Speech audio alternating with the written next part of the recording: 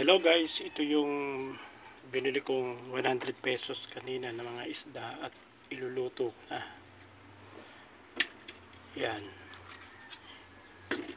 Hinati ko yung mga isda para meron kaming hapunan mamaya. Kaya hinati ko sa dalawa para mai-budget ko. At sa halagang 100 pesos, kung tutuusin mo, malaking budget na ito kasi 50 lang. Lumalabas na 50 lang yung aking nakonsumo. Ito ay ipapangat ko para sa tanghalian namin. Ilalagay ko itong sibuyas. Yan. Pagkatapos lalagyan ko ng kamatis at lalagyan ko rin ng luya. At pagkatapos sili.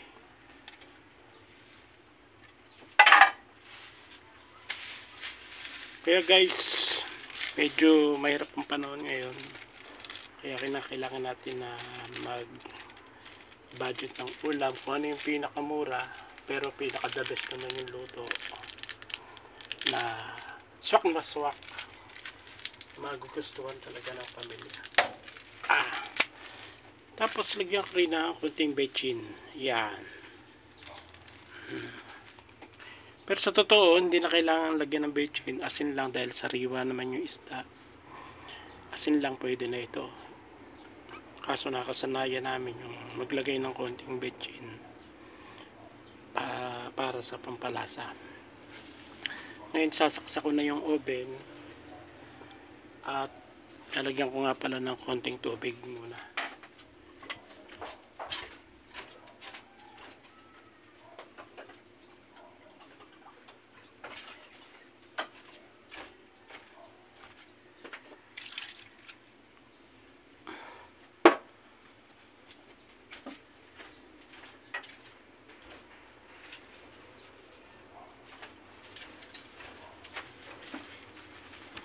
Tapos asin, konting asin na pampalasa.